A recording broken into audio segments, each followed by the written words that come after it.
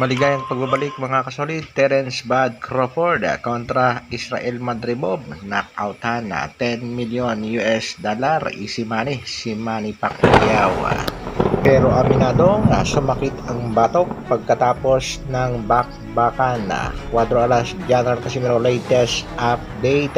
Nagbigay ng mensahe naman dito kay Yumer Marcial. WBC pumabor din. Para sa ating unang balita mga kasolid, update tayo sa Ring Magazine pound for pound ranking. Number 1, Alexander Usyk. Number 2, Naoya Inoue. Number 3, Terence Crawford. Number 4, Alvarez. 5, Bam Rodriguez. 6, Arthur Beterbiev. 7, Dmitry Bivol. Pasok sa number 8, si Gervonta Tank Davis. Number 9, Junto Nakatani. At nakabitin pa rin sa pang-10 itong si Errol Spence Jr. Samantala, Yumer Marcial hindi nga naging matagumpay sa 2024 Paris Summer Olympics pero marami pa rin ang humanga sa ating kababayan. Isa na nga dito ang nagbigay ng mensahe ay itong si Cuadro Alas It's My Boy, Coach Jason Casimiro, at maaari din mensahe galing sa ating pambatong si Cuadro Alas, Jader Casimiro. Ito nga naging mensahe ni Cuadro Alas It's My Boy. I'm so proud of you tol, Yumer Marcial. Hindi ka man pinalad ngayon pero alam ko darating din ang time na ikaw naman ang papabura ng panahon na. You have done so well. Bless you for your humble heart. Isa nga daw saludo para sa ating kababayang si Yumer Marcial. Bagamat hindi nakuha ang tagumpay, okay lang yan kabayan. Bakbaka naman sa pagitan nitong si Terence Bud Crawford kontra nga dito kay Israel Madrimov, parehas niyang undefeated fighter. Pahayag ni Crawford, "I'm motivated because he's got something that I want and that's the title." Buo ang tiwala nitong si Terence Bud Crawford na makakuha ang panalo dito nga kay Israel Madrimov sa kanilang magiging laban ngayong August 3 na yan mga kasolid.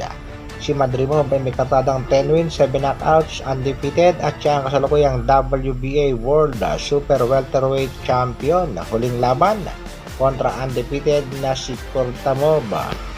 Knockout nga sa round number 5 ang inabot. Samantalang itong si Terence Crawford, perfect 40, mayroong 31 knockouts.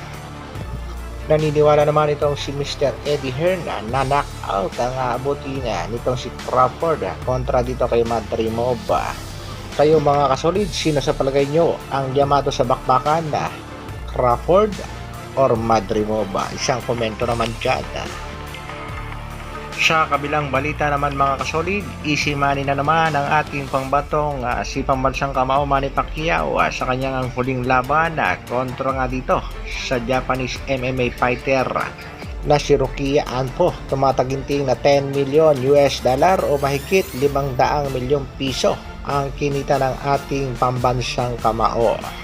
Pero meron niyang iniindang sakit itong si Manny Pacquiao pagkatapos ng laban ay sumakit nga ang batok nitong si Manny Pacquiao.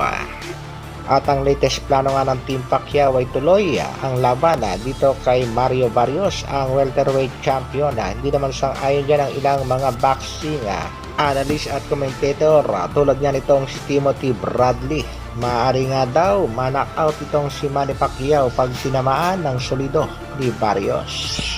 Banat pa nga nitong si Bradley, pera-pera na nga lang daw ang ginagawa ngayon ni Pacquiao.